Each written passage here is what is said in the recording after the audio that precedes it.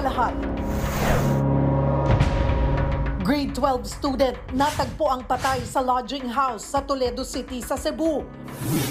May tali pa sa bibig, nakagapos ang mga kamay at nakataas ang damit ng biktima ng madatna ng mga otoridad.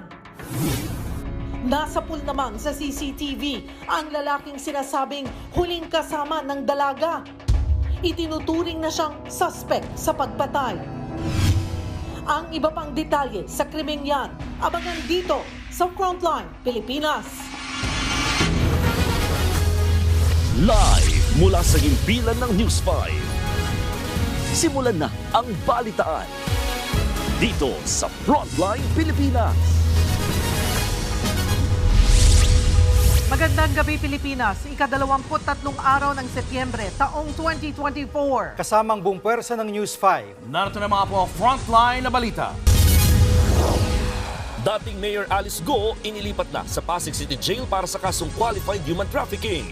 7 umano'y kasabwat niya sa operasyon ng Pogo sa Bamban Tarlac sumuko sa NBI. Alingas-ngas ng umano'y kudeta laban kay Senate President Chis Escudero umuugong sa Senado. Sagot niya, kwentong kalokohan yan. Sa pool sa video, grupo ng mga estudyante nagrambulan sa bar sa Tuguegarao City. Meron pang nagpaputok ng baril. Disiotso anyos na babae, ginahasa umano at pinatay sa saksak sa Baguio. Meron niyang CCTV pero hindi naman daw gumagana. Manibela at piston, nagtigil pasada na naman ngayong araw. Sa gitna ng protesta, isang motor jeep na overloaded ng sakay, pumutok ang gulong. At sa Showbiz Exclusive, ang kauna-unahang eksklusibong one-on-one interview ni Julius Babaw sa aktor na si Ricardo Cepeda matapos siyang makalaya sa kasong syndicated estafa. Pinatay sa sakal at posible pang pinagsamantalahan ang isang babaeng grade 12 student sa Toledo City, Cebu. Ang suspect, isang lalaking nakilala lang daw ng biktima sa isang online dating app. Nasa frontline ng balitang yan, si John Aroa. Pasado 1:00 ng hapon noong Huwebes, makikita ang pagdating ng isang dalagita at kasama ng lalaki sa isang resto bar sa Barangay Poblacion sa Toledo City, Cebu. Maya-maya, umalis din sila. Ayon sa pamunuan ng establishmento, naghahanap ng tutuluyan ang dalawa. 17 oras makalipas ang kuha ng CCTV. Natagpo ang bangkay ang 18 anyos na babae sa kalapit na lodging house. Binusalan ng panyo ang kanyang bibig, nakataas ang t-shirt at nakagapos sa mga kamay. Base sa investigasyon, Huwebes ng umaga nang makipagkita ang grade 12 student na si May Fatima Tagaktak sa 43 anyos na lalaking nakilala niya sa isang online dating app. Siya, si Lorben Larot alias Richard. Nag-check-in sila sa isang lodging house pero alas 9 noong Biyernes, hindi pa raw nag-check out ang dalawa. Nag-lapse na sa oras. Since wala mang response, kaya binuksan ng roomboy. Doon niya nakita ang katawan ng babae.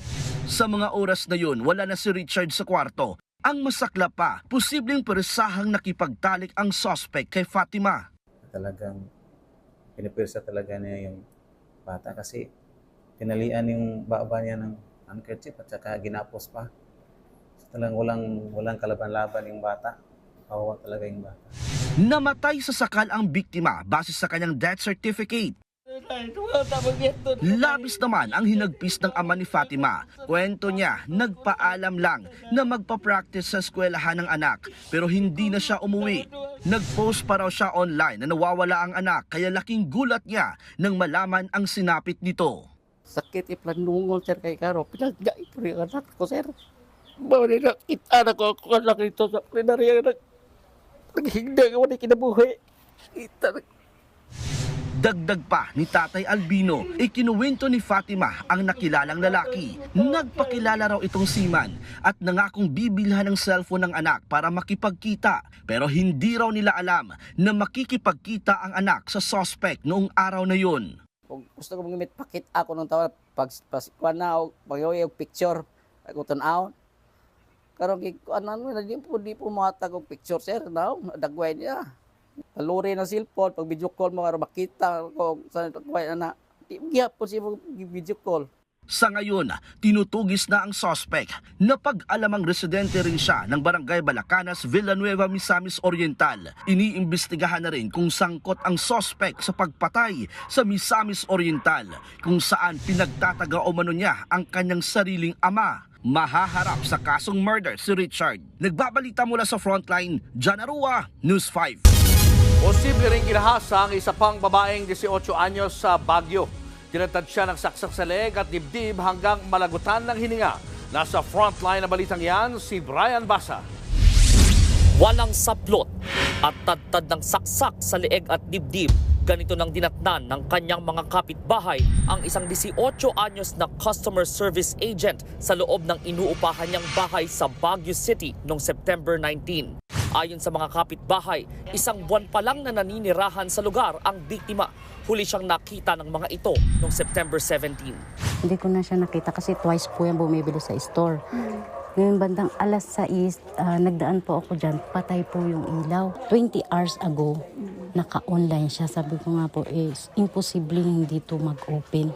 Nawawala rin ang ilang gamit ng biktima gaya ng cellphone at wallet. Bago ang insidente, nakita raw ng ilang kapitbahay na may bumibisita sa dalaga. Malaking tulong sana sa investigasyon ang mga CCTV ng barangay. Pero dito na nabistong hindi pala gumagana ang mga ito. Ang dahilan, yung CCTV ng barangay talagang natamaan nung nakaraan na typhoon. hinihintay pa ngayon ng Baguio City Police ang autopsy report ng biktima para malaman kung ginahasa siya. Meron na po tayong identified na persons of interest, and then meron din po tayong mga na-recover na pieces of evidence doon sa crime scene para ma-connect natin sino yung suspect. Tumanggi muna ang mga pulis na idetalye ang pagkakakilanlan ng suspect habang gumugulong pa ang investigasyon. Naiuwi na ngayon sa kanyang pamilya sa Nueva Vizcaya ang labi ng biktima. Nagbabalita mula sa Frontline, Brian Basa, News 5. Sumuko na sa NBI ang 7 kasabwat umano ni dating Mayor Alice Go kaugnay sa operasyon ng Pogo sa Bamban, Tarlac. Depensa nila, ginamit daw ang kanilang pangalan nang hindi nila alam. Nasa Frontline balitang yan si Laila Pangilinan. Iniharap ng National Bureau of Investigation ang 7 sa mga kapwa-akusado ni dismissed Bamban Tarlac Mayor Alice Go para sa non-bailable na kasong qualified human trafficking sa Pasig City Regional Trial Court. Ayon kay NBI Director Jaime Santiago, 5 sa mga akusado ang sumuko sa NBI Central Luzon, habang 2 naman ang sumuko sa Task Force Bamban. Sila ang lumalabas na mga responsible dun sa Hongsheng Incorporators at saka sa Sun Yuan Incorporators. Lahat ito ay mga masasabi natin na bogus corporation ni Alice Go. Kabilang sa mga sumuko sina Jamie Lynn Santos na presidente ng Pogo Hub na Sun Yuan Technology Center sa Bamban. Nanindigan siya na hindi bogus ang kanyang korporasyon. Ang investment na po ito na inalok po sa akin ay online gaming. For online gaming, opo. Ngayon po, nung ako po ay pumasok na dito, ito po ay legal because I myself go to PAGCOR and meet the officials of OGLD, Offshore Gaming License Department. So, there's no way na sabihin na kami po ay bogus or ako ay bogus. Ang ilan sa akusadong sumuko, sinabing nagamit lang sila. Nagdesisyon daw silang humarap dahil sa takot at para malinis ang kanilang pangalan. Takot na po kami sa seguridad po namin. Pasensya na po. Ba't po kayo natatakot, sir? May mga bantado ba sa inyo? Alam naman po natin na hindi po bigat, na hindi po biro yung mga taong nasa likod po nito. Baka balikan po kami. Kaya hinihiling po sana namin, sana dito na lang po muna kami po. Ayon naman sa NBI, korte na ang magdedesisyon kung may pananagutan ng mga kapwa-akusado ni Go. Sa ngayon, hinihintay na lang ang commitment order kung saan madedetain ang 7 akusado. Makikipag-ugnayan din umano sila sa korte para mabigyan ng proteksyon ang mga ito. Nagbabalita mula sa Frontline, Laila Pangilinan, News 5. Nakakulong na ngayon sa selda sa Pasig City Jail si dating Bamban-Tarlac Mayor Alice Guo matapos ilipat mula sa PNP Custodial Facility. Pero kanina, muntik pa siyang ibalik ulit sa Campo Crame. Live mula sa Pasig, nasa frontline ng balitang yan, si Ria Fernandez. Ria, bakit tila may kalituhan kung saan ikukulong si Guo?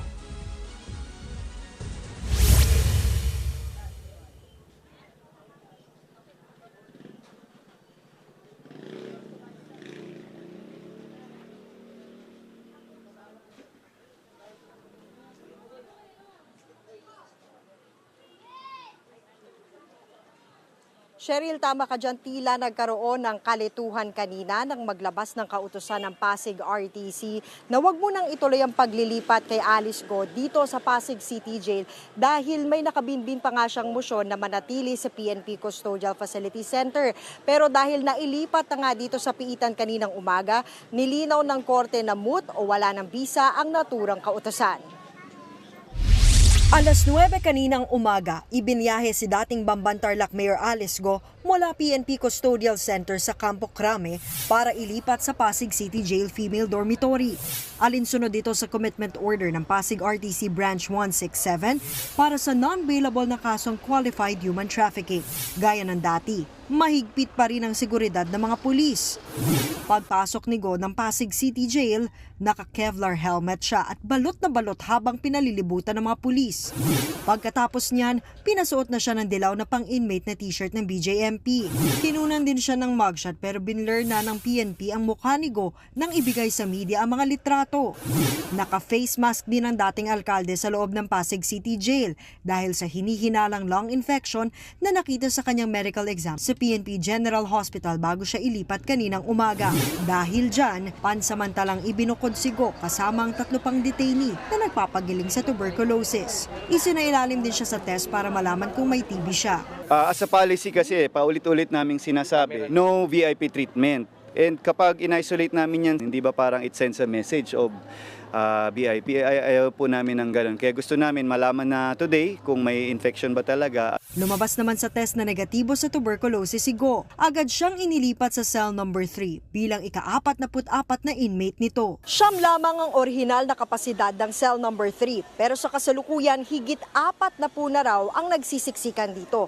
Kaya sa 10 triple deck na higaan, nasa 6 ang nagsisiksikan sa bawat kama.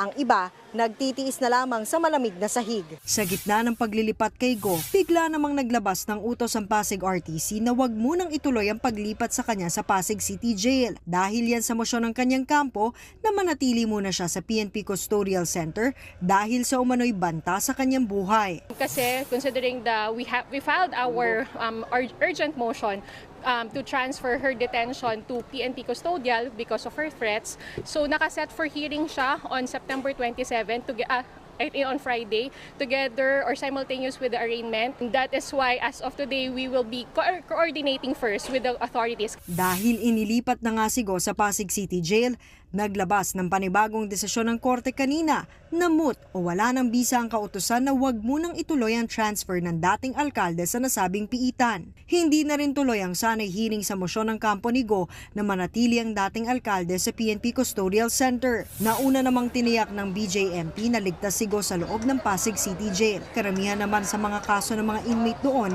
ay may kinalaman sa droga, habang ang iba ay crimes against property.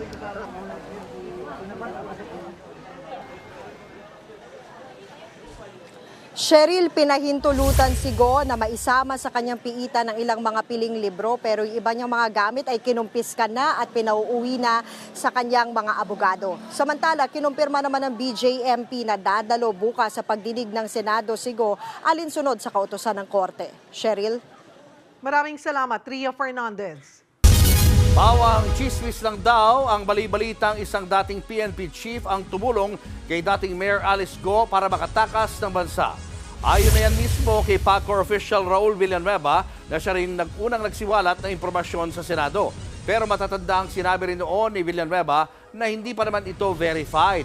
Inaalam pa kung totoo nga bang tumanggap ng payola ang isang dating PNP chief para lang tulungan ang dating alkalde. Nakausap na raw ni CIDG Director Major General Leo Francisco si Villanueva. Dito, muling ginit ng PAGCOR official na pawang chismis lang ang aligasyon. Paliwanag niya ay purely chismis yung sinabi niya na yun. Sinabi naman niya na wala siyang basihan at wala siyang pruweba, kaya what is the use of investigation? May alangas-ngas ngayon ng umano'y planong kudeta laban kay Senate President Chis Escudero. Pero tinawanan lang yan ng senador at tinawag pang kwentong kalokohan. Nasa frontline balitang yan si Mean Los Baños. 4 na buwan pa lang nakakaupo bilang Senate President si Senator Chis Escudero, pero may umuugong ng umano'y planong kudeta para patalsikin siyang leader ng Senado. Ang sinasabing papalit sa kanya, si Senate President Pro Tempore Jinggoy Estrada, ang ikalawang pinakamataas na leader ngayon ng Senado. Mabilis namang pinabulaanan ni Estrada na siyang papalit kay Escudero. Hindi po totoo yan at wala po akong balak. Okay? Nagtataka ako, nagugulat ako dito sa mga kumakalat na mga usap-usapan na papalitan na raw yung ating Senate President. Wala po katotohanan yan. Sabi ni Estrada, hindi niya alam saan galing ang haka-haka na planong patalsikin si Escudero. Pero inamin niyang ilang linggo na raw mula nung narinig niya ito. Wala pa naman daw lumapit sa kanya para magpapirma. Hindi ako. Yan narinig ko, merong iba. Walang kumakausap, walang lumalapit sa akin. May unrest ba among senators? Wala naman. I think the majority of senators are very supportive of Senate President Chis Escudero. No, I'm comfortable with the Senate President. The Senate President is doing a good job. Karamihan din daw sa mga senador, suportado si Escudero. Ilang beses na ring lumutang noon ang pangalan ni Estrada noong napabalita ring papatalsikin si dating Senate President Mig Zubiri bago siya tuluyang palitan ni Escudero noong Mayo. Aminado rin si Senate President Pro Tempore Jinggoy Estrada na hindi rin maganda kung mayat mayang nagpapalit ng liderato ang Senado. Kung tutuusin, magandang araw ang performance nila sa ilalim ng liderato ni Senate President Escudero. Marami raw silang naipasang panukala na pasok sa agenda ng administrasyon bago sila mag-break sa susunod na linggo. Naging matipid naman ang sagot ni Escudero ng tanungin ng media tungkol sa kudeta laban sa kanya. Let's go!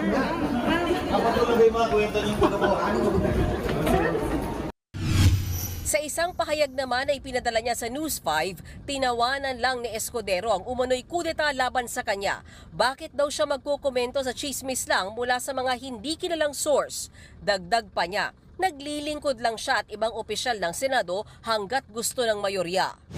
Lumutang din ang pangalan ni Senator Loren Legarda na isa sa mga posibleng pumalit bilang Senate President. Pero sinabi niya wala siyang alam sa planong kudeta at nakatutok daw sila sa trabaho sa Senado.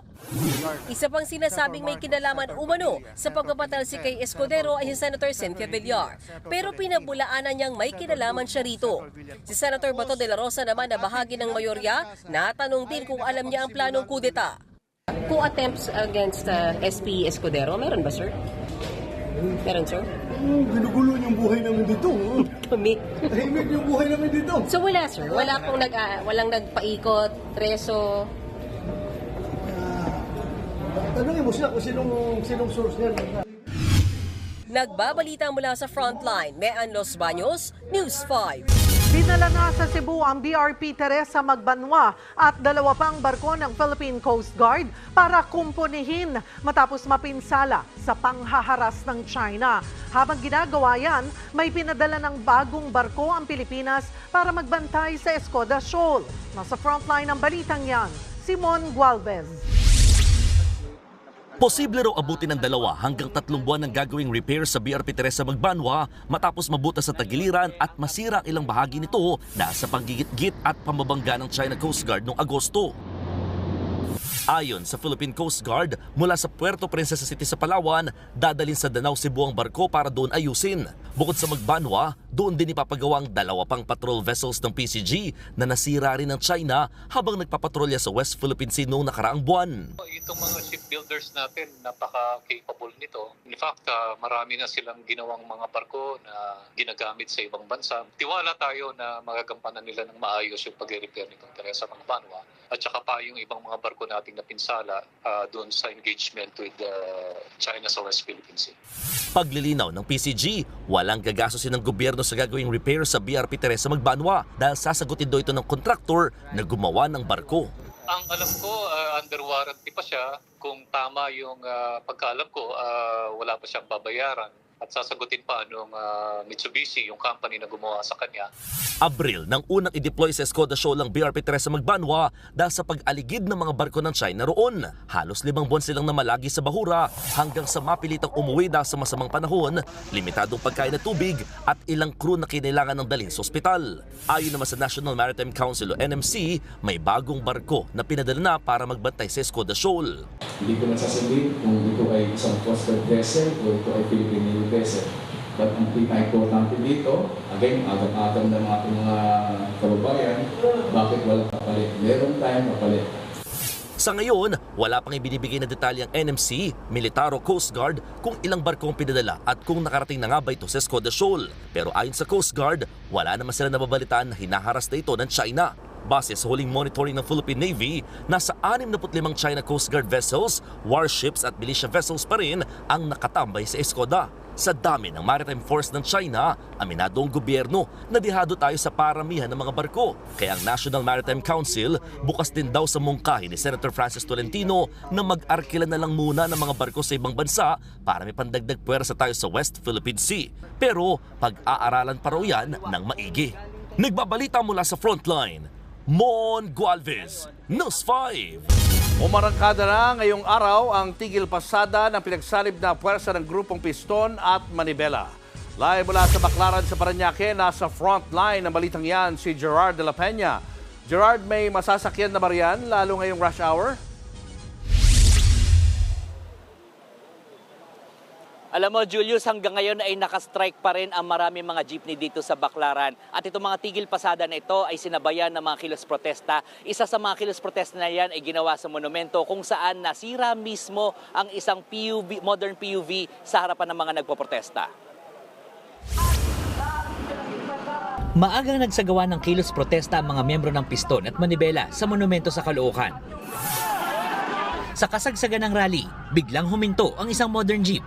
Nasabugan na pala ito ng gulong sa harapan ng mga nagpoprotesta. Isa-isang pinababa ang mga pasahero. Sa sobrang hirap sumakay, yung modern pumutok pa yung gulong sa harapan ng picket line dahil sa overloaded. Yan ay isang resulta na kapag nawala yung mga driver at operator sa pamamasada, may epekto yan. Nasa 50 miyembro ng Manibela at Piston na nagprotesta sa lugar. Bahagi ito ng kanilang 2 araw na tigil pasada bilang panawagan pa rin para ibasura ang Public Transport Modernization Program at pagbabalik ng kanilang 5 taong prangkisa. Kabilang sa mga nagprotesta ang ilang operator na sumali na sa kooperatiba, gaya ni Maria. Bumiyahe pa siya mula Iloilo. Taliwas daw sa pangako ng programa, hindi raw sapat ang nakukuha niyang kita mula sa kooperatiba. Although sumunod kami sa government program, ganun pa rin nawawalan kami ng karapatan at nawawalan natuluyan kami ng hanap buhay. Hindi kami naka-avail doon ng certain sinasabi nilang stakeholder benefits and income ng operator. Sa mga larawang ibinahagi ng Manibela, stranded ang maraming pasahero sa Parañaque, Novaliches at Pasig. Hanggang magtanghali, may ilang pasahero rin ang hirap sumakay sa bandang E. Rodriguez dahil kaunti ang bumiyahe. Meron naman po, kaya lang puno. Kung titingnan natin, kung talagang nasa 80 o 83%, hindi dapat mapaparalyze yung mga ruta. Pero malinaw, malaki yung paralisasyon. Ngayong araw pa lamang, ngayong araw na ito, ibasura yung bugos at tuwad na programa ng modernization program. Nagpunta rin sa Korte Suprema ang mga kinatawan ng Piston para magsampa ng motion to resolve. Layunin nitong mapabilis ang pagdedesisyon sa hinihingi nilang temporary restraining order laban sa PTMP.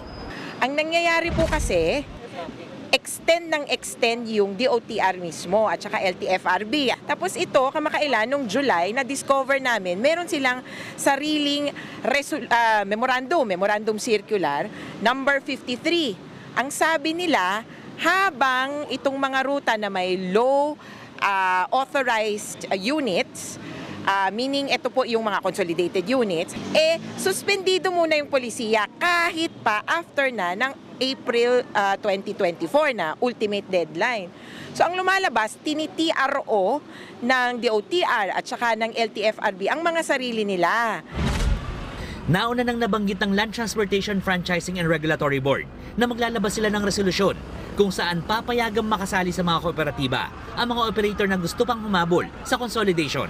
Pero nanindigan ng piston na hindi dapat sapilitan ang pagsali sa kooperatiba. Hindi natin kailangan yung MC para itulak pa rin tayo doon sa kumunoy ng pagkabao ng utang. Ang kailangan natin ay payagan nila ang mga driver at mga operator na makapag-renew ng kanilang prangkisa at ibalik sa 5 taon.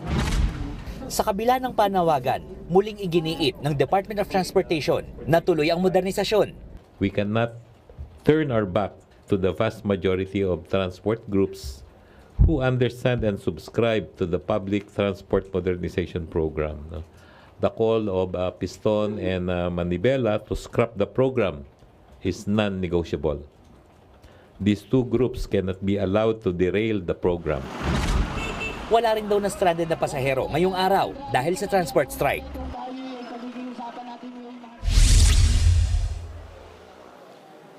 Julius, kahit medyo maraming mga jeepney ang nakaparada dito, may nasasakyan pa rin naman ng mga pasahero dahil may mangilan-ngilan pa rin mga driver na nagdesisyon na bumiyahe ngayong gabi. Magpapatuloy ang tigil pasada hanggang bukas pero hindi raw mangingimi ang piston na magsagawa ulit ng tigil pasada kung talagang hindi sila magkakasundo ng mga otoridad.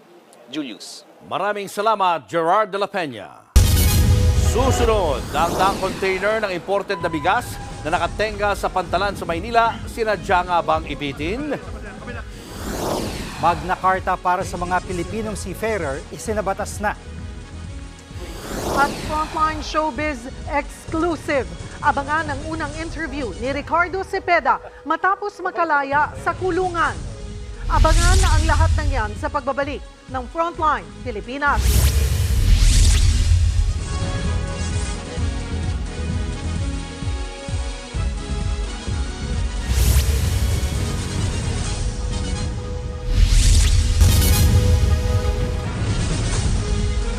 Mga kapatid, Julius Babaw po, nasa Middle East o saan mang dako ka ng mundo, manatiling may alam at may pakialam sa mga mainit na balita dito sa ating bansa. Simulan po natin ang bawat araw sa tuloy-tuloy na balitaan sa Frontline. Mag-follow at mag-subscribe sa social media pages ng News 5. Muling binigyang diin ni Pangulong Bongbong Marcos na prioridad ng kanyang administrasyon ang pangangalaga sa kalusugan. Sa kanyang latest vlog entry, inamin ng Pangulo na malaki ang kakulangan sa healthcare system ng bansa. Kaya isa sa mga sinusulong ng Pangulo ay ang pagtatayo ng mga specialty hospital sa mga probinsya para mas mailapat sa taong bayan o mailapit sa taong bayan ng mga serbisyong pangkalusugan. Katunayan, may specialty hospital na sa Pampanga para sa mga may cancer. Bukod dito ay paigtingin din ang vaccination drive ng gobyerno. Kaya hinihimok din ng Pangulo ang publiko na pabakunahan ang mga bata. Sa kabila ng mga inilatag na programa, aminado ang Pangulo na marami pang kailangan tugunan. Maraming pangangailangan ng bawat isang Pilipino at ginagawa namin lahat na kahit papano. Hindi natin mabubuo lahat yan, ngunit gagawin namin ang lahat para talagang malaking bawas sa bigat na dala. Pinag-aaralan ng Department of Agriculture kung may dapat kasuhan kaugnay ng daan-daang container ng imported na bigas na nakatenga sa pantalan sa Maynila. Ayon sa ahensya, hindi pa nila tukoy kung sino mga dapat managot pero paubaya na raw nila sa kinaukulan ng pag-iimbestiga kung talagang sinadyang ipitin ang mga bigas para manipulahin ang presyo at supply sa merkado. Sa kabuuan, aabot sa halos 900 container ng bigas ang nabistong nakatambak sa loob ng Port of Manila. Ayon sa Philippine Ports Authority, may listahan sila ng mga consignee na nag-import sa bigas. Katunayan nitong weekend, nasa 300 container na raw ng bigas ang kinuha. Concern namin yung food safety. May nabanggit si GM kanina na isa lang naman na kargamento na 275 days. So 9 months na yan na nakatenga. Plus, kailangan din makita kung kailan niya na-harvest. Kasi pag tumagal ng isang taon, medyo matagal na yung bigas.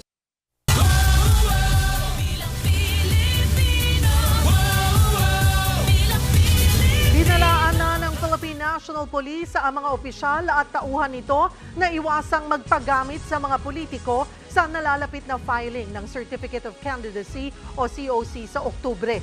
Ayon sa PNP, tinitignan na nila kung sino-sino sa hanay nila ang may mga kamag-anak na politiko na posibleng tumakbo sa eleksyon.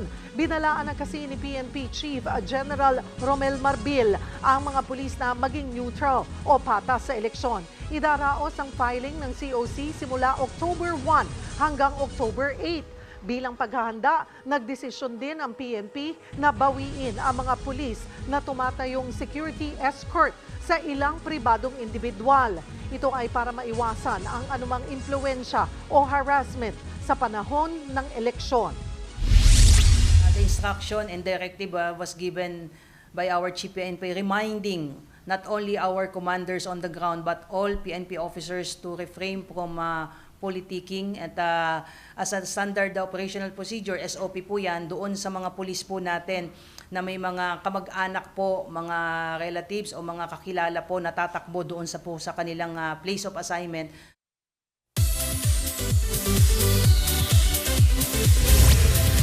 Pasadahan na natin ang mga showbiz update ngayong Lunes. Pinalaya na ng korte sa Cagayan ang aktor na si Ricardo Cepeda matapos magpiyansa para sa kasong syndicated estafa. Eksklusibo siyang nagpakita sa News 5 para sa isang one-on-one interview. Nasa frontline ng balitang yan, si Julius Babaw. Halos mag-iisang taon na nang huli kaming magkausap ng aktor na si Ricardo Cepeda matapos siyang arestuin sa Quezon City dahil sa kasong syndicated estafa laban sa isang investment company. Ang siste, nadamay siya sa kaso kahit naging brand ambassador lang siya ng nasabing kumpanya. Nakalagay talaga, product ambassador ako for direct selling company. It turns out na may mga business dealings that itong mga complainants had with the owners or the owner, and then parang they invested. Na malaking halaga? Malaking halaga. Iba-ibang amount sila. Na hindi mo na alam yun? Hindi ko alam yun. Because it's not part of, hindi yan kasama sa business plan eh. Ngayon itong grupo, when they made a complaint, biglang ang dami kaming kasama sa sinama nila sa accused. Dahil sa aligasyong ito, 11 buwan ding naghirap sa kulungan si Ricardo. Napapagaan na lang ang kanyang loob na mga kapwa niya inmate. Expected na pagdating ko, yan na batang Quiapo. Mabait naman sila sa'yo? Mabait. Buti na lang nasama ako sa serye na yon. Lahat sila nanonood kasi. So sabi niya, paano yung taping mo? Sa pagkulong ng mga pagdinig ng korte, mismo mga nag-aakusa ang nagsabi umanong hindi nila nakausap o nakaharap ng personal si Ricardo. Wala ding naipakitang dokumento o anumang magpapatunay na may direktang kinalaman ang aktor sa kumpanya. Kaya pumayag ang korte na makapagpiyansa si Ricardo at pansamantalang makalaya. Pero kahit nasa labas na, kalaban naman niya ang patuloy na pagkabalisa. Sa kabila nito, pangako naman ni Ricardo na sisikapin niyang bumalik sa normal ang kanyang buhay para sa kanyang pamilya. Nagtago ko masyado.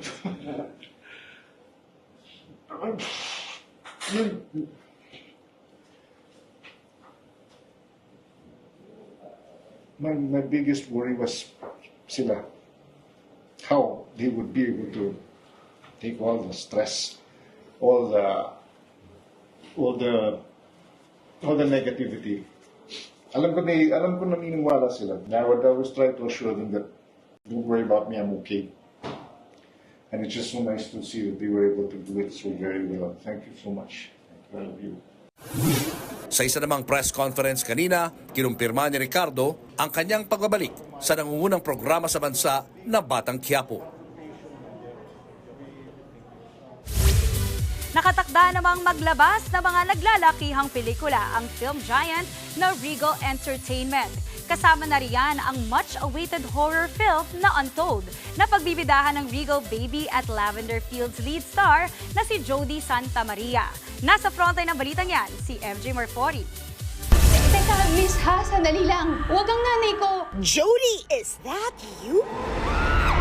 Ito ang role na pinagkakaabalahan ni Jody Santa Maria in between her top-rating Dreamscape kapatid primetime serye na Lavender Fields, ang Untold. Binida nga ito sa premyadong Regal Legacy event last weekend sa tahanan ng mga Monteverde sa San Juan. Pangarap daw talaga ni Jody ang maging Regal baby. Hindi ako sanay talaga na nagsasabay ng dalawang proyekto. It's just that parang when the script was offered, parang how do I say no to this one? Na parang gusto ko din siyang gawin. So of course I do certain steps to be able to just more of like switch from Lavender to Vivian. Vivian's the name of my role here. Matunog na baka mapasama ito sa Metro Manila Film Festival ngayong taon. Kabilang ang pelikulang yan sa mas pinaigting pang pagha-highlight ng legacy ng namayapang Regal matriarch na si Mother Lily. Isa pang ang bigating Regal film na dapat abangan, ang pagtatambalan ni na Lovie Poe, J.M. De Guzman at Pajak Princess star Jameson Blake na Guilty Pleasure. Iikot ang kwento nito sa buhay ng mga abogado at sa ilang komplikadong pagmamahal. I think it tackles a very sensitive topic. So aside from the fact that it's entertaining, I think it would spark a conversation. From Zero and Beyond. From Zero and Beyond. Isa pang exciting Regal project, ang My Future You ni na Francine Diaz at Seth Fedelin na wala pang release date. Habang nag-aabang sa mga pangmalakasang pelikulang yan, patuloy pa rin kumapit sa mga tumitinding ganap sa Lavender Fields, 9:30 p.m. weeknights sa Todo Max Primetime ng TV5. Nagbabalita mula sa Frontline, MJ Marfori, News 5. Susunod, sapol sa video rambulan sa bar ng mga estudyante nakainom, meron pang nagpaputok ng baril.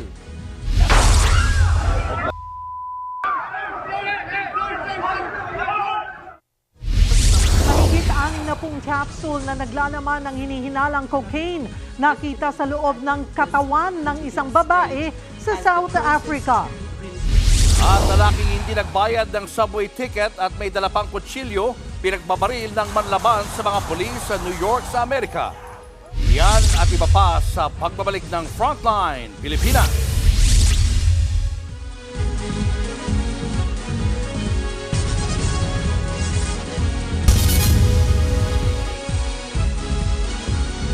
Mga kapatid, Julius Babaw po. Nasa Middle East o sa amang dako ka ng mundo, manatiling may alam at may pakialam sa mga mainit na balita dito sa ating bansa. Simulan po natin ang bawat araw sa tuloy-tuloy na balitaan sa Frontline. Mag-follow at mag-subscribe sa social media pages ng News 5.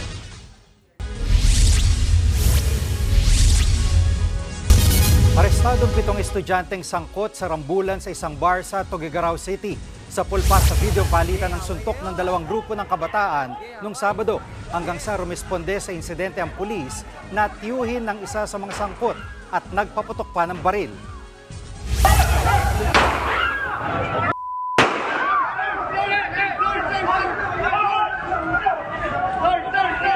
Baril. May baril pala po. Depensa naman ng pulis, warning shot lang daw yun para matigil ang gulo. Base naman sa investigasyon, nagsimula ang gulo ng magkainitan ang 2 panig. Lumalabas ding may mga dayo lang mula sa Isabela ang mga sangkot sa rambol. Hawak na ng mga otoridad ang mga kabataang posibleng kasuhan ng alarm and scandal. Iimbestigahan naman sa posibleng kaso ng illegal discharge of firearm ang nagpaputok na pulis.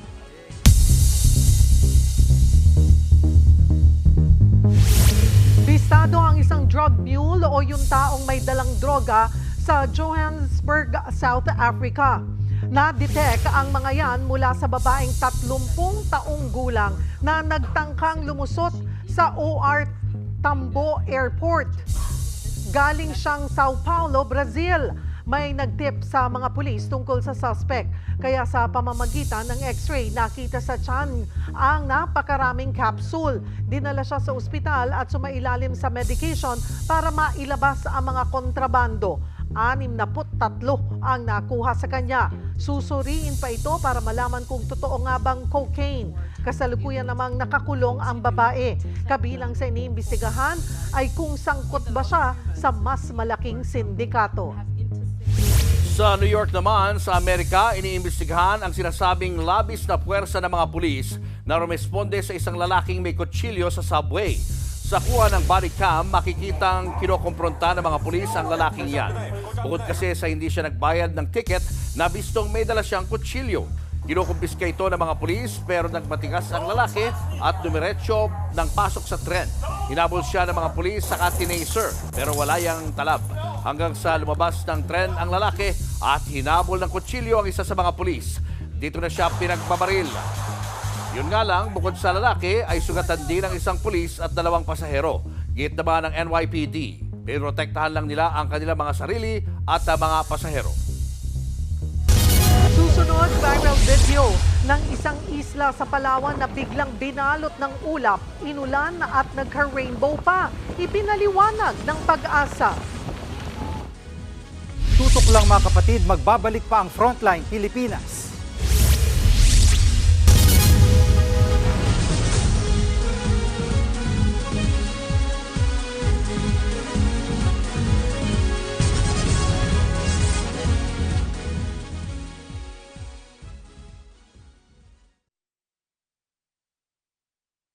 Mga kapatid, Jiggy Manikad po, nasa Middle East o saan mang dako ka ng mundo, manatiling may alam at may pakialam sa mga mainit na balita dito sa ating bansa.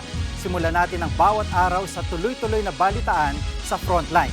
Mag-follow at mag-subscribe sa social media pages ng News 5.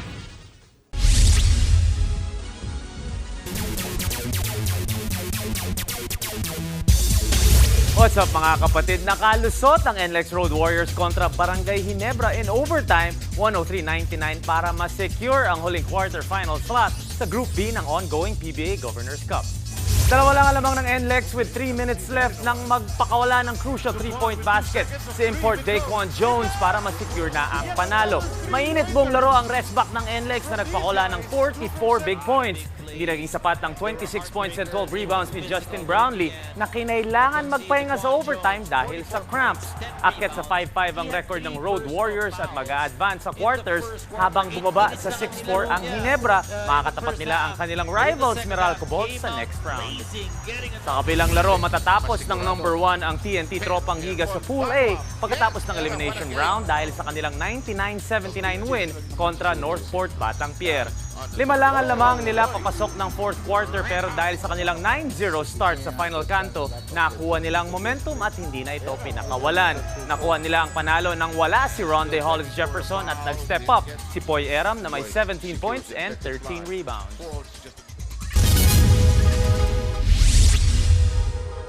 Mga kapatid, Jiggy Manikad po, nasa Middle East o saan mang dako ka ng mundo, manatiling may alam at may pakialam sa mga mainit na balita dito sa ating bansa. Simulan natin ang bawat araw sa tuloy-tuloy na balitaan sa Frontline. Mag-follow at mag-subscribe sa social media pages ng News 5.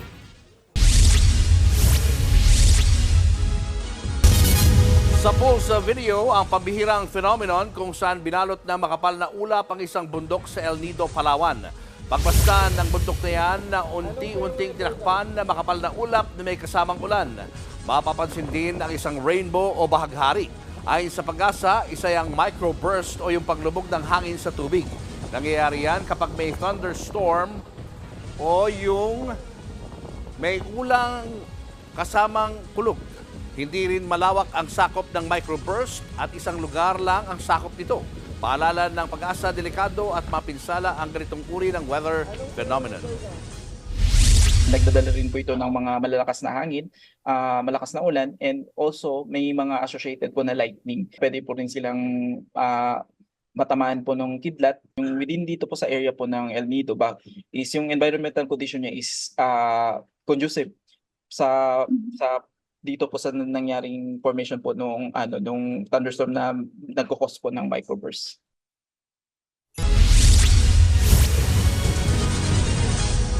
Wala pang 10 minuto, aprobado na agad ng Senado ang mahigit 10 billion pesos na panungkalang budget ng Office of the President para sa susunod na taon.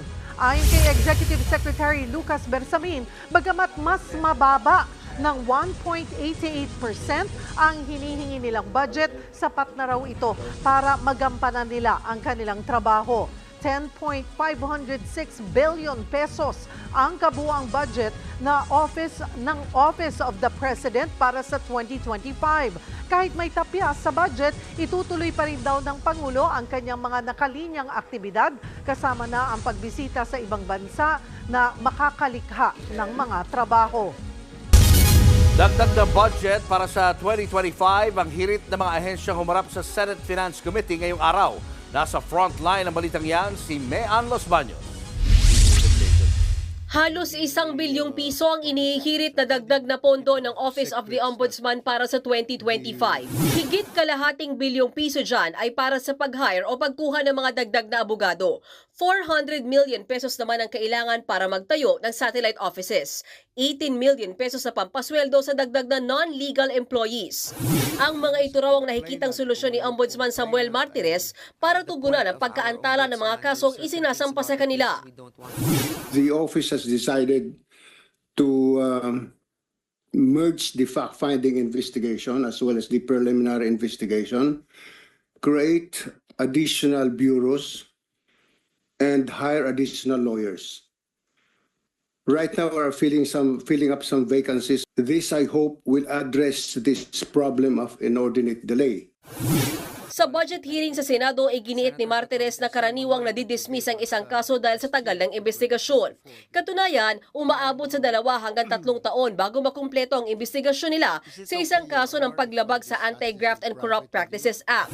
Sa inilatag na budget proposal ng Department of Budget and Management para sa Ombudsman, nasa 5.8 billion pesos ang inilaang pondo para sa ahensya sa 2025. Pasok dyan ang paggasto sa personal services, maintenance and other operating expenses at capital outlay. May higit 51 million pesos ding pondo para sa confidential funds. Malayo sa 1 milyong pisong confidential funds ng Ombudsman ngayong taon. Gate ni Senate Finance Committee Chairperson Senator Grace Poe, isa ang Ombudsman sa nangangailangan talaga ng confidential funds. In your opinion, Ombudsman Martires, would you need this 51.4 million confidential fund? And have you utilized the 1 million allocation that you had in 2024? Of course, Your Honor, we need the 51 million. But as I said, there are other investigating agencies who need this money more than us. If you can give us the same amount that you gave us last year for 2024, the 1 million, that would be very sufficient for us, Your Honor. Lumusot naman sa Finance Committee ang hinihinging budget ng Ombudsman, pero pag-uusapan pa sa plenaryo kung maibibigay ang hinihingi nilang dagdag na pondo. Dagdag na budget din sa 2025 ang hirit ng Commission on Audit. 13.4 billion pesos ang budget ng COA na itinoka ng DBM, pero humihingi sila ng karagdagang 56 million pesos. Sinabi nila ito matapos imungkahin ni Senador Grace Poe na gumamit ng artificial intelligence o AI ang ahensya sa kanilang trabaho. We are on the steps right now scanning the documents.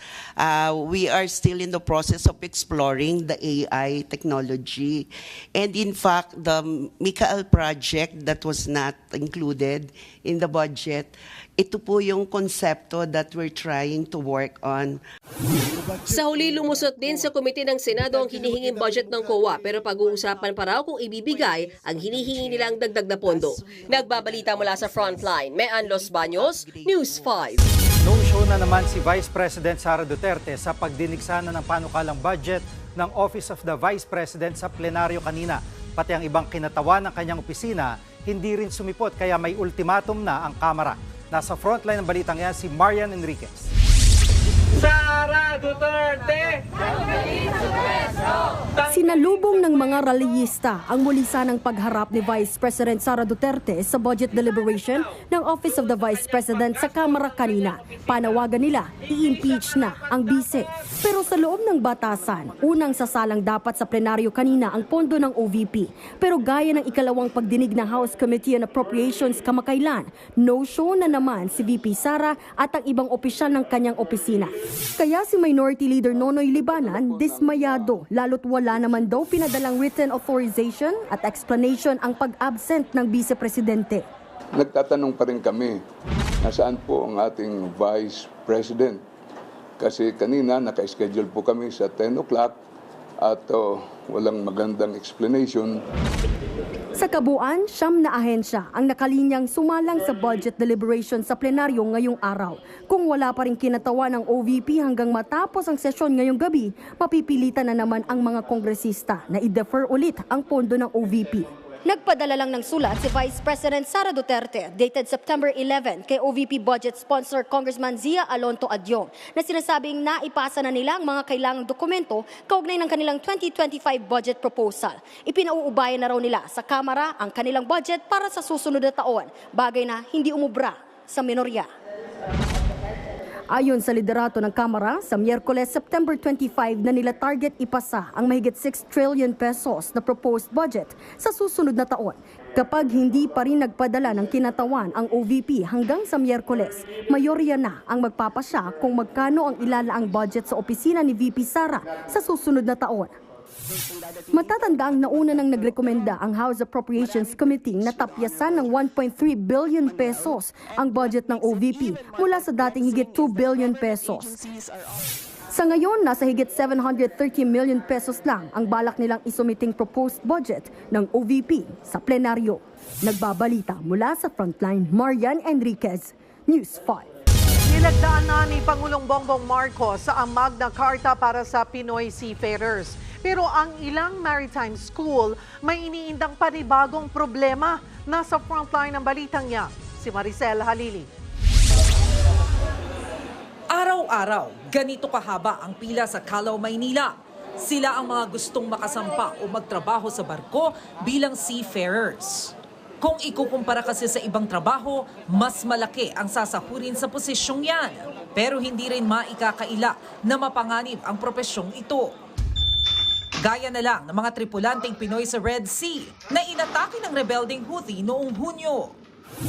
Kaya para masiguro ang kanilang seguridad sa gitna ng dagat, nilagdaan ni Pangulong Bongbong Marcos ang Republic Act No. 12021 o ang Magna Carta para sa mga Filipino seafarers. At its core, this new law aims to uphold the fundamental rights of our overseas seafarers, their rights to fair wages, safe working conditions, and skills and competency development, amongst others. Dahil sa batas na yan, titiyaking may sapat na training ang Filipino seafarers na nakabatay sa Standards for Training, Certification and Watchkeeping o STCW. Dahil dyan, mas masisigurong handa sila sa pagsabak sa domestic at international shipping industry. Mas naging malinaw din sa Magna Carta ang mandato ng maritime institutions at stakeholders sa pagtitiyak na maganda ang kalidad ng matutuluyan, pagkain, medical care at iba pang serbisyo na kailangan ng mga tripulante. Matatanda ang Setyembre nung nakaraang taon nang i-certify bilang urgent measure ni PBBM ang naturang Magna Carta. Ikinatuwa naman ng seafarers at mga nagbabalak maging seafarer ang ipinasang batas. Pero lumutang naman ang panibagong problema. Nangangamba raw kasi ang ilang maritime school na baka obligahin na silang magkaroon ng sariling barko. Magkakaroon niya ng epekto pagtaas ng tuition fee. Kasi for example, magkakaroon nga daw, i-required na magkaroon ng vessel. Kung meron kang sariling school. So syempre, yung operations nun, doon kukunin. Kaya panawagan nila tulungan ng gobyerno ang maritime schools gaya ng pagbibigay ng exemption sa tax. Pero naiintindihan naman daw ng institusyon kung bakit kailangan ng regulasyon. Hiling naman ng mga seafarer, sana mapatupad ng maayos ang batas. Nagbabalita mula sa Frontline, Maricel Halili, News 5. Sa police report, patay sa pamamaril ang isang lalaking bumisita lang sa Quiapo, Maynila para isipan sa pamilya ng biktima kung ano ang motibo sa krimen. Nasa frontline ng balitang yan, si Gary De Leon. Bakas pa ang dugo sa bangketa kung saan pinagbabaril ang 41 anyos na lalaki sa Quiapo, Maynila bandang alas 11 kagabi. Naisugod pa siya sa ospital pero namatay rin. Kwento ng mga kaanak ng biktima, may kakilala siya sa lugar kaya binisita niya ito. Agad namang nahuli ang tinuturong bumaril at nakapatay sa biktima. Pagdating ng suspect sa headquarters ng mga pulis, positibo siyang itinuro ng kaanak ng pinaslang. Kitang-kita ko dalawa, una binaril niya na isa. Nang nakita niya bumaligtad ng nakano yung pamangkin ko, binaril naman niya, tapos pinasukan niya pa. Dinakada niya, siguro mga kilometer lang, sinigurado niya, napatay na. Kaya hindi ko makalimutan ng mukha nito. Matipid naman ang sagot ng suspect nang tanungin ng kaanak ng biktima sa motibo sa pamamaril. Patunayan niya lang muna sir sa korte sir. Wala po muna akong masasabi sa ngayon sir. Maging ang asawa ng biktima, blanko sa motibo ng suspect. Wala naman daw kasing naikwentong kaaway ang kanyang mister. Sayang kasi itong darating na 9th anniversary namin. Pinaghahandaan ko pa naman sana. Patuloy pang inaalam ng mga pulis ang punot dulo ng krimen. Nagbabalita mula sa Frontline, Gary De Leon, News 5. Arestado isang lalaki sa Maynila matapos saksakin ang inutangan niyang naniningil. Hindi na nakapalaga suspect nang arestuhin ng mga pulis. Kwento ng suspect, magkikita sila ng biktima sa ermita dahil pinagbabayad na siya ng utang. Pero imbis na magbayad, pinagsasaksak niya raw ang biktima. Nagpapagaling pa sa ospital ang biktima. Maharap naman sa kasong frustrated murder ang suspect.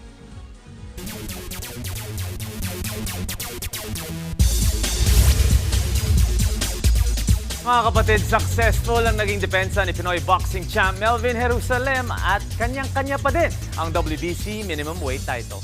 Hindi naging madali ang laban at kinailangan niya talunin ang then undefeated Luis Castillo. Nasa frontline ng balitang yan, si Marty Bautista. Nananatiling boxing champion ang tubong Bukidnon na si Melvin Jerusalem matapos depensahan ang kanyang WBC minimum weight title sa jam-packed crowd sa Mandaluyong Gymnasium. Siya ang nagpatikim ng unang talo ni Mexican boxer Luis Castillo. Sa first round pa lang, matitinding suntok kaagad ang pinakawalan ni Jerusalem. Na-knockdown niya si Castillo.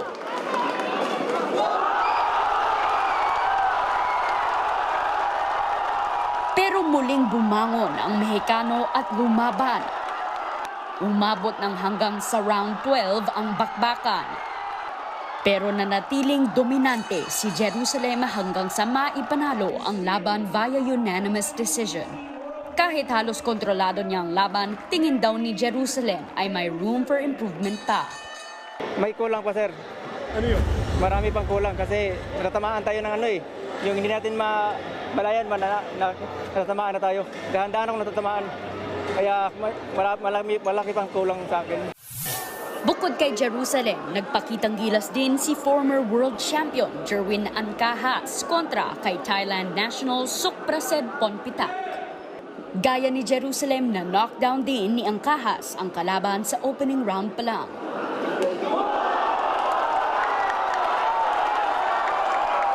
Kontrolado ni Ancajas ang tempo pero kinailangan mahinto ng referee ang laban sa 5th round dahil sa unnecessary slamming at pushing na ginawa ng Thai national. Dahil dyan ay nakuha ni Ancajas ang panalo via disqualification. Nagbabalita mula sa Frontline, Marty Bautista, News 5. Sa unang pagkakataon naman mga kapatid, i-recognize ng PBA Press Corps ang buong coaching staff ng Meralco Bolts para sa Baby Dalupan Coach of the Year Award. Pagkatapos ito makakuha ng franchise ang kanilang unang PBA Championship kasama sa nasabing coaching staff sina Head Coach Luigi Trillo, Active Consultant Nenad Vucinic, Deputies Jean Afable, Reynel Hugnatan, Sandro Soriano, and Consultant Norman Black. Present sa awarding na presented ng Signal ang mga miyembro ng Dalupan Clan para personal na i-award ang trophy sa staff. Sa UAAP, malaking upset para sa UE Red Warriors at tinalo nila ang then undefeated DLSU Green Archers 75-71.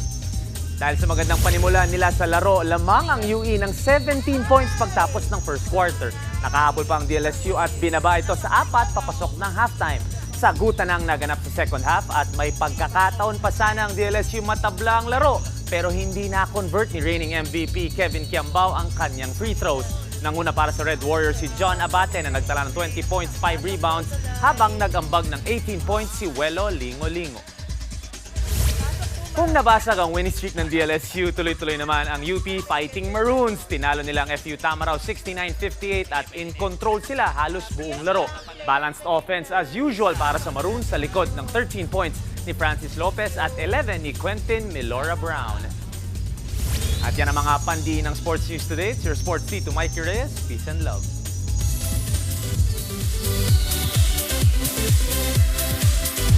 Trending ang collab ng ating P-pop kings SB19 kasama ang global pop group na Cat's Eye.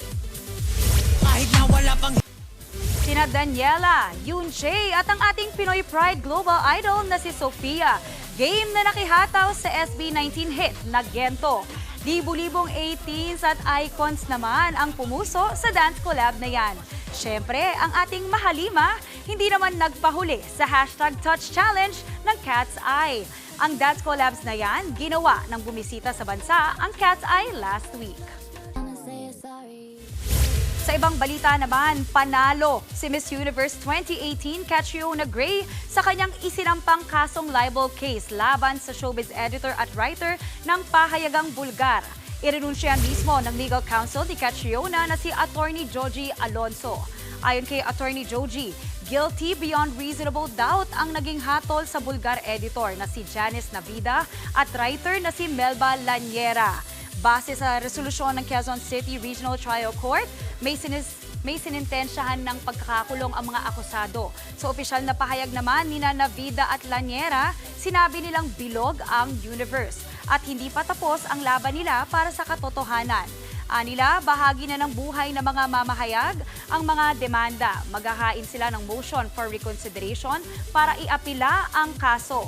Nag-ugat ang isyong ito sa balitang inilabas nila Navida at Laniera tungkol sa umano'y hubad na larawan ni Catriona. Mariin naman itong kinundina at pinabulaanan ng beauty queen.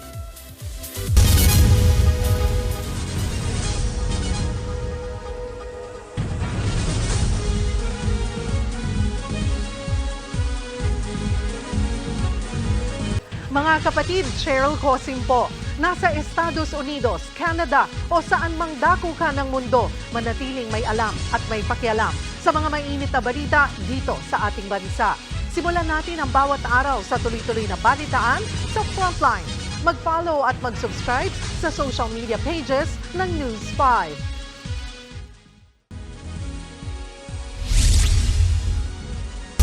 Itinanggi ni Surigao del Norte Representative Robert Ace Barbers na abusado siya sa mga pagdinig ng House Quad Committee kung saan inuugnay si dating presidential spokesman Harry Roque sa iligal na pogo.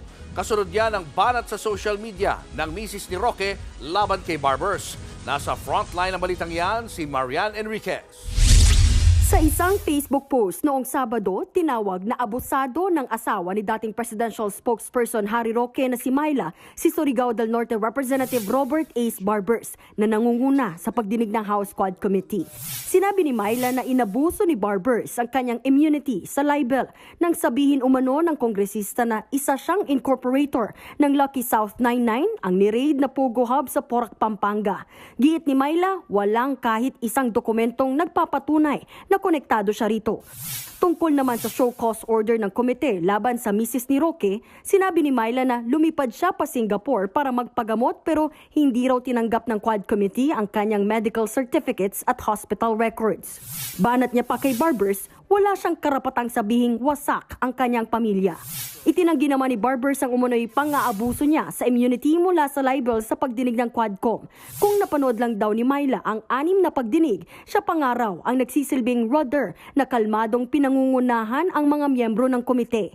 Hindi rin daw nila iniuugnay si Myla sa Lucky South 99 kundi ang asawa niyang si Harry Roque. Lumutang lang daw ang pangalan ng asawa ni Roque dahil siya ang pumirma sa lease agreement sa isang wanted Chinese IT expert na nagtatago matapos ang raid sa Porac Pogo Hub. Dagdag pa ni Barbers, ang mga sinumiting medical documents ni Myla sa komite ay walang nilalamang detalye tungkol sa kanyang health issues. Hamon ni Barbers, kung wala talagang tinatago ang mag-asawang Roque, mas mabuting humarap silang dalawa sa mga pagdinig ng Quadcom. Naglabas ng show cause order ang komite laban kay Myla dahil sa hindi niya pagsipot sa mga pagdinig. Ang asawa naman niyang si Harry Roque pinakontempt at pinaaresto inaaresto ng Quad Committee matapos hindi isumite ang mga kailangang dokumento kaugnay ng kanyang yaman. Ngayong araw sumulat na sa Korte Suprema ang anak ni Roque na si Bianca Jacinta para sa petisyon na writ of amparo kaugnay ng contempt at arrest order laban sa kanyang ama. Hinihiling niyang mag-issue ang SC ng temporary protection order para pigilan ng Quadcom sa pagpapatupad ng arrest order laban kay Roque. Ang mga aksyon daw ng Quad Committee ay mapang-abuso at may grave abuse of discretion sa kanilang legislative powers. Sa Biyernes, inaasahan ang susunod na pagdinig ng Quad Committee tungkol sa koneksyon ng mga pogo, iligal na droga, extrajudicial killings at Chinese syndicates. Nagbabalita mula sa Frontline, Marian Enriquez, News 5.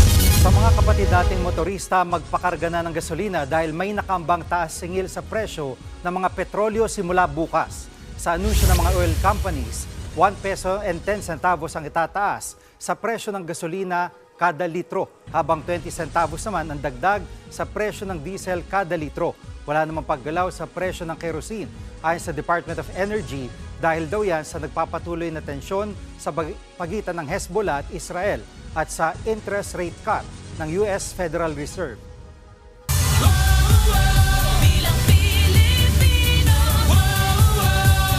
Ipinapilit ng COMELEC ang lugar na paglalagyan ng server para sa eleksyon. Tiniyak nila ang mahigpit na seguridad sa data center. Nasa frontline ng balitang yan, Simon Gualvez. Personal na tinanggap ni PLDT Chairman and CEO Manny V. Pangilinan si COMELEC Chairman George Garcia at mga kinatawan ng Commission on Elections sa Vitro Data Center sa Makati City. Isa ito sa mga lugar na paglalagyan ng mga server na gagamitin na ahensya para sa 2025 midterm elections. Bagamat pinagbawalan itong kuhanan ng video at litrato, minabuting isama ng COMELEC ang mga election watchdog at media sa lugar.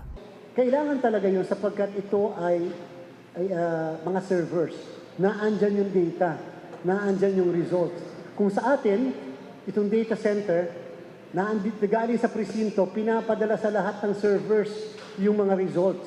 At doon yung server, yun ang nagbibigay sa atin ng raw data upang masabi ilan ang boto ni A, ilan ang boto ni B. Pagmamalaki ng Vitro, matindi ang pinatutupad nilang security measures sa paghawak ng mga data center. These facilities have up to 11 physical layers of security from the perimeter of the compound to the actual rack that hosts the critical servers.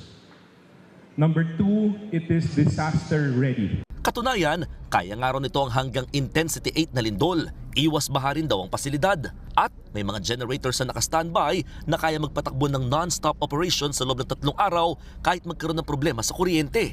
We wanted to be as transparent as possible. So at least po wala na lang yung biglang mag-accusation na bakit may lihim na mga lugar. Ang purpose natin dito, mas mabilis na access, mas mabilis na result sa bawat isa, pero secure. Mula 2016, Vitro na ang nagsasecure para sa venue ng mga data server na nagdaang halalan at kinuha muli sila ng I1 ang kumpanyang nanalo sa bidding para sa transmission ng mga boto. Paniniguro ng COMELEC, mas mahigpit ang seguridad na nirequest nila para sa darating na halalan. I-cage din. Yung sa COMELEC, naka-cage din yung server ng COMELEC dito.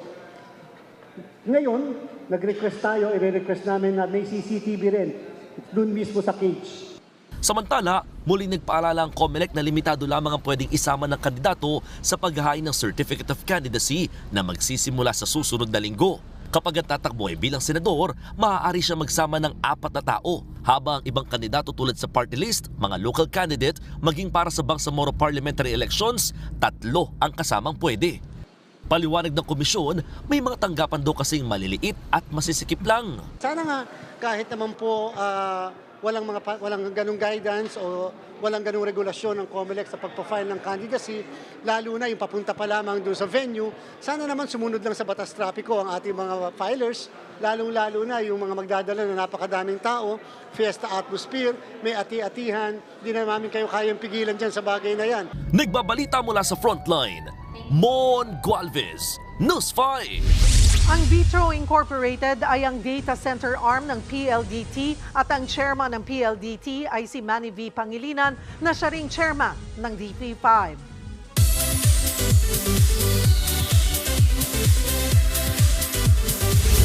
Instant nostalgia ang hatid ng reunion ng 90s hit singing Norwegian duo na M2M. day you went away. Sa kanilang social media, muling nag-duet sina Merritt Larson at Marion Raven sa kanilang hit song na The Day You Went Away.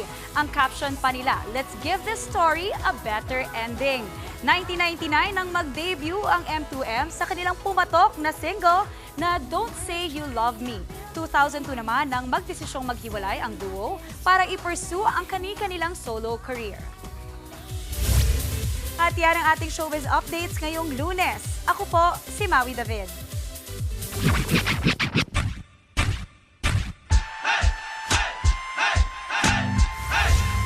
Another week, another kakulitan na naman ang hatid sa atin ng ating mga kapatid online. As usual, ang ating mga pabuena manong papasadahan, hanip ng mga post na mapapakamot ulo ka na lang. Nariyan yung lechong half-half at giant mic na hit daw sa karaoke nights. Tampok ang mga yan sa ating kwento, sang minuto. Kung bibili ka ng inidoro, dapat yung dual purpose na po. Hiningi ko ay sopas, ngunit ang binigay mo ay pag-ibig na wagas. Uy, huwag ka dyan. Ulam ko na to hanggang 2025. Your order has been packed and ready to ship. Mabuksan nga itong rep namin. Nay, ano po ulam natin? Kung masama ang loob mo na ikaw ang ulam, please lang, wala namang titigan. Teka, hindi ba umiikot yung kawayan? Uy, i-ready mo na yung karaoke. Teka po, wala pa yung mic eh. Ready na silang mag-work. Magpabook ka na nga ng angkat.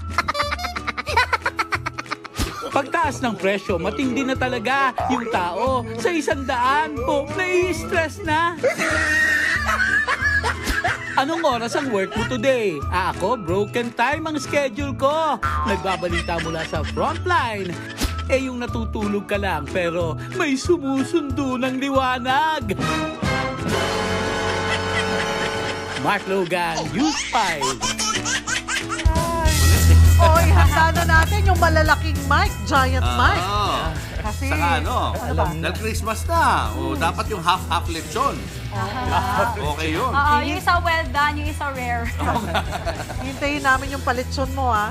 Oy. Uy! Sa'yo ako nakatingin! Saan ka nakatingin? Sa'yo ako nakatingin! Birthday, hindi naman ako. Ano muna yung pipila kasi? Pa-Christmas mo yun. Natabunan na ng magandang ratings mo sa June. Thank you. Congratulations! Salamat po. Every Sunday, Sunday 4 o'clock. O mga kapatid, 93 days na lang, Pasko na. At yan ang mga balita at impormasyong dapat niyong malaman sa araw na ito. Mga balita para sa may alam at may pakialam. Kami ang inyong mga kasangga sa Frontline Pilipinas.